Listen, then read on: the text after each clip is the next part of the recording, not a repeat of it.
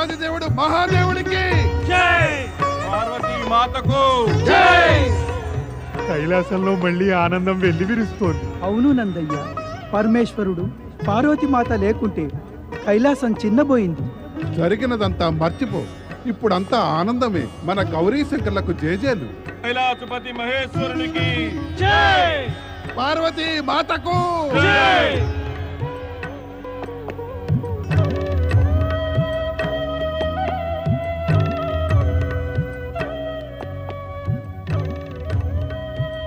దేవి పార్వతి, ఎంతో కాలం తరువాత కైలాసం వచ్చినట్టుగా ఇప్పుడు నాకు అనిపిస్తోంది.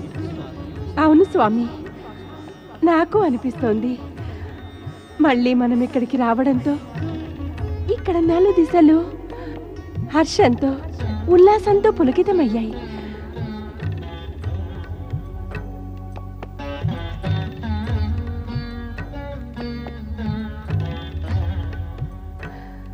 బహుశా మన పునరాగమనంతో ఇక్కడి పవనాలు కూడా నృత్యం చేస్తున్నాయి. సంతోషంతో పులకితమై పవనం నాట్యం చేస్తోంది. మనకు సంతోషమే. మనము నృత్యం చేద్దామా? అంటే నేను తమతో నృత్యం చెయ్యాలా? తమరు నటరాజు కదా, నేనెంత దాకా నృత్యం తమతో చేయగలను? నేను శివుణ్ణి, నీవేమో శక్తివి. మనం నృత్యం చేస్తూ ఉంటే ఇరువురము కలిసి ఏకమవుతాం.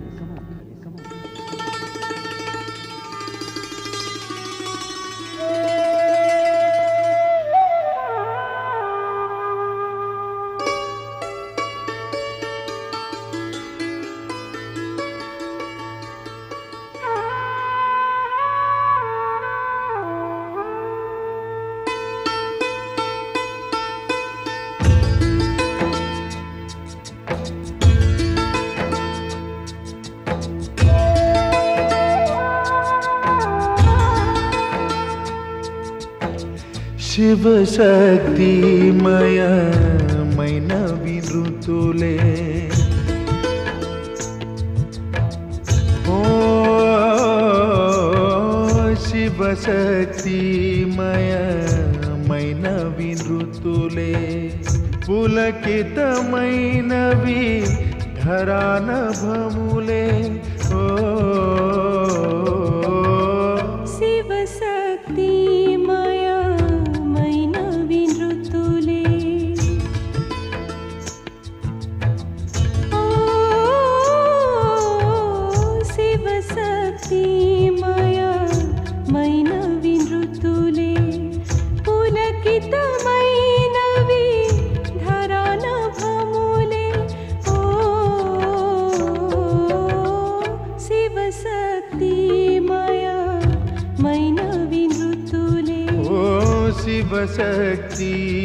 శివశక్తిమయమైన వినృతులే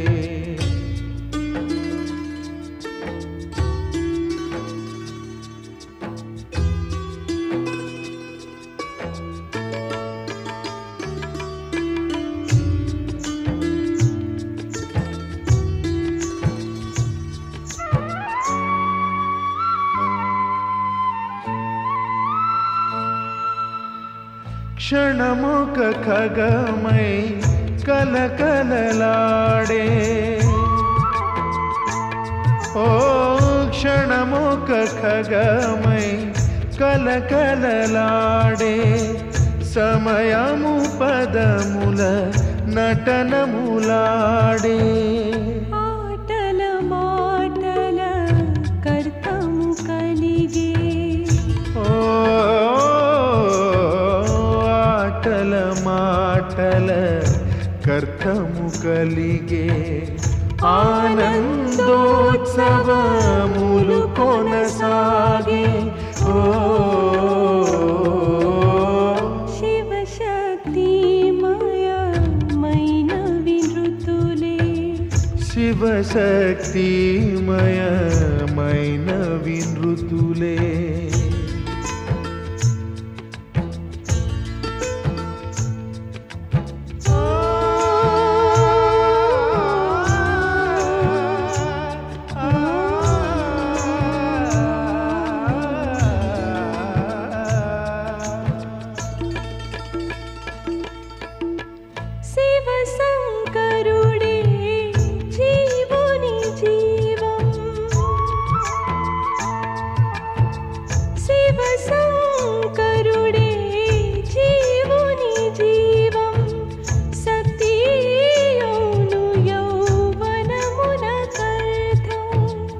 శక్తి జ్యోతి శివునికి కనులు ఓ శక్తి జ్యోతి శివునికి కనులు ప్రణమిల్లును ఇవి రేయింబవలు ఓ శివశక్తిమయ మైన వినృతులే ఓ శివశక్తిమయమైన వినృతులే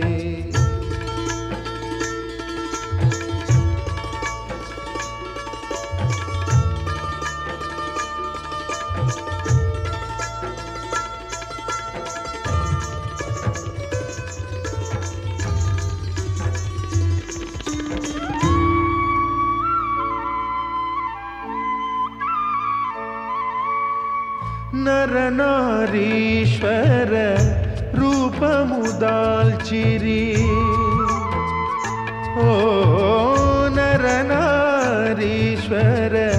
రూపము దాల్చిరి సృష్టికి చలనమునే కలిగించిరి మంత్రతంత్రముల సారం ఇదియే ఓ మంత్రతంత్రముల సారం ఇదియే నిరాకార సాకారం ఇదియే ఓ శివశక్తిమయ మైన వినృతులే ఓ శివశక్తిమయమైన వినృతులే పులకితమైనవి ధరానభములే ఓ శివశక్తిమయమైన వినృతులే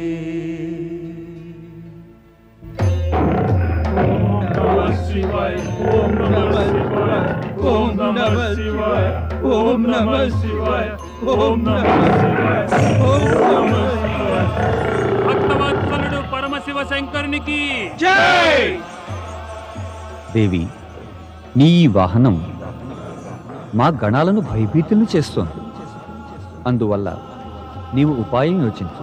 స్వామి, నిజం చెప్పాలంటే ఇది తమ ఇచ్ఛానుసారమే దేవత నుంచి పులిగా మారి నన్ను సేవించి వచ్చింది. ఇంకా తమరి ఇచ్ఛానుసారమే నేను దీనికి గణాధ్యక్షుని రూపం ప్రసాదిస్తాను. ఇక దీని పేరు సోమనంది కాగలదు.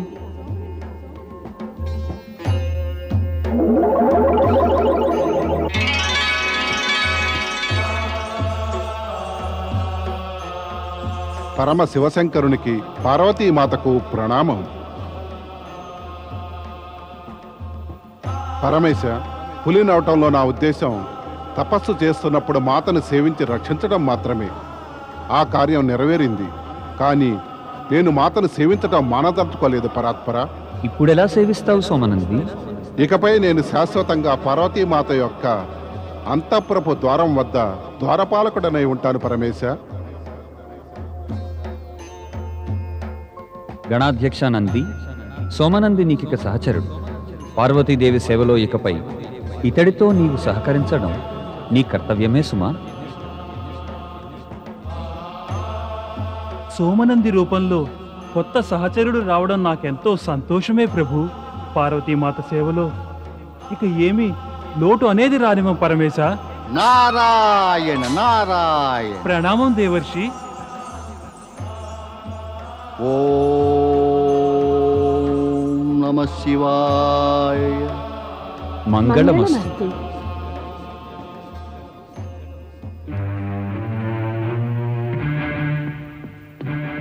ఓ మహాశయ, నేను మిమ్మల్ని మొదటిసారిగా చూస్తున్నాను. దయచేసి తమరెవరో కాస్త చెబుతారా?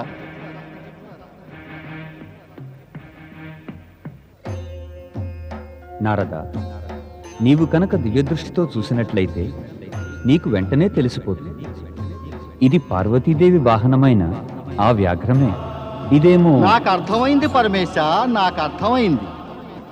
తమరి చరణాల చెంత పార్వతీమాత వాహనం యొక్క భయానక రూపం సౌమ్య రూపంగా మారిపోయిందని నాకు అర్థమైంది.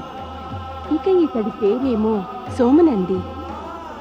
బాగుంది, చాలా బాగుంది. ఆ పరమేశ్వరుని గణాధ్యక్షుడు నందీశ్వరుడైతే తమ యొక్క గణాధ్యక్షుడు సోమనంది. ఇద్దరూ ఒకరికొకరు సరిపోతారు. అందుకు సందేహం లేదు. నీవిక్కడికి ఎందుకు వచ్చావో ఆ సంగతి కూడా చెప్పేస్తే మరింత బాగుంటుంది. అవును నారదా, ఊరకరారు మహాత్ములు అని అంటారు కదా. మాత, నేను రావడంలోని ఉద్దేశ్యం ఎప్పుడూ ఒకటే. అదేమిటంటే పరమేశ్వరుని ఆజ్ఞను పొంది దీనుల బాధలు తీర్చడమే. ఈ మారు ఏ దీనుడి సంగతి చెప్పడానికి వచ్చావు? మాత, తమ శరణార్థులైన దేవతలు ఆ శుంభ నిశుంభుల అత్యాచారాల గురించి తెలియదా? ఓ పరమేశ, ఇక వారి బాధలు నేను చూడలేను. తమరేదో ఉపాయం చెప్పండి. నారద, అయోనిజ గౌరీపుత్రిక కౌశికి తన అవతారం ఎందుకెత్తిందో అనే సంగతి నీకు తెలియనిది కాదు. అందుచేత బాధలు తీరాలంటే దేవతలకు సరైన మార్గమేమంటే వారు ఆమెను శరణు కోరాలి. శక్తి స్వరూపిణి మాత, పరమేశ్వరుడు చెప్పిన మాటలతో మీరు కూడా ఏకీభవిస్తారా? నారద, జరగవలసినవన్నీ మేము ఏకీభవిస్తేనే జరుగుతాయి. నా నుంచి పుట్టిన కౌశికి అవసరమైనప్పుడల్లా సహాయాన్ని అందిస్తూ ఉంటాను. ఆ విషయంలో నిశ్చింతగా ఉండు. ఓం నమః శివాయ.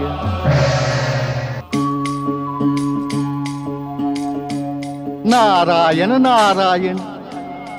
నేను ఈ దేవతల బారి పడకూడదనుకున్నా వారు నా వెంట పడుతూనే ఉంటారు.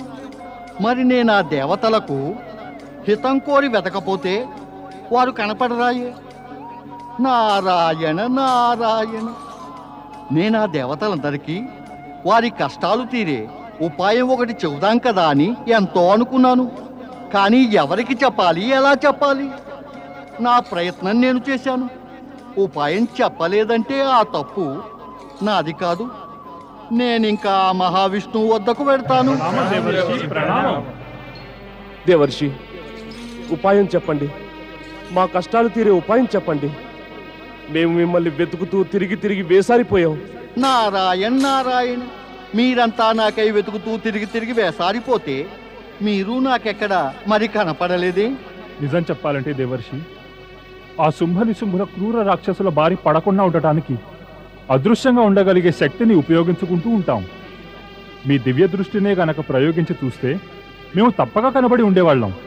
స్వర్గ విజేతలు దైత్య రాజులు శుంభ నిశుంభులకు జై! స్వర్గ విజేతలు దైత్య రాజులు శుంభ నిశుంభులకు జై!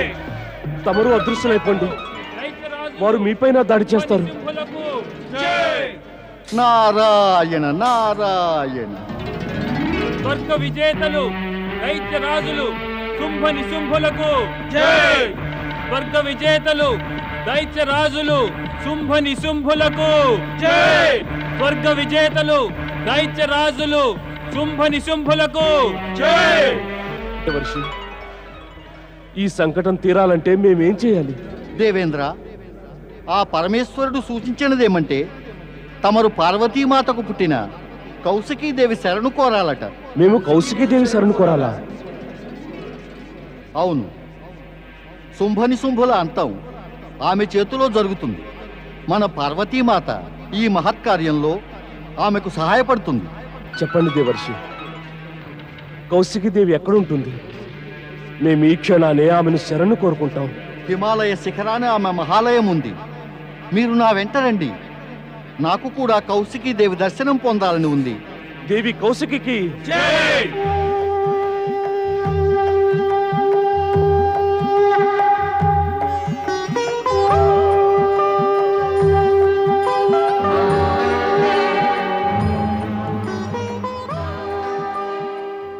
ఈ మహాదేవి కౌశికి ఎవరు?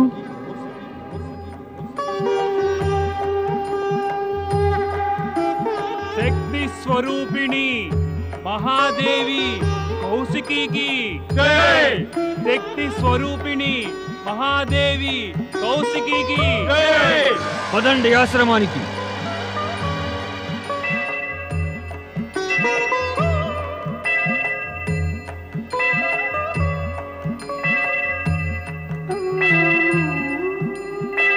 శక్తి స్వరూపిణి మహాదేవి కౌశికీకి మహాదేవి కౌశికి, బ్రహ్మదేవుని వరం ప్రకారంగా మీరే ఆ దుష్ట రాక్షసుల సంహారం చేయగలరు. ఈ రాక్షసులు పదే పదే మా యజ్ఞాలకు ధర్మకార్యాలకు ఎప్పుడూ అడ్డుపడుతూ ఉంటారు. శుంభులు పరాక్రమవంతులు, సర్వశక్తిమంతులని చూపడానికి మాపై అత్యాచారాలు చేస్తారు. ఈ రాక్షసులను సంహరించి ధర్మాన్ని పరిరక్షించండి కౌశికి. రాక్షస వీరులారా, ఈ ఋషులంతా మనల్ని అంతం చేయ చూస్తున్నారు. మనం వెంటనే ఈ ఋషులను అంతం చేయవలసిందే. వీరందరినీ సంహరించండి.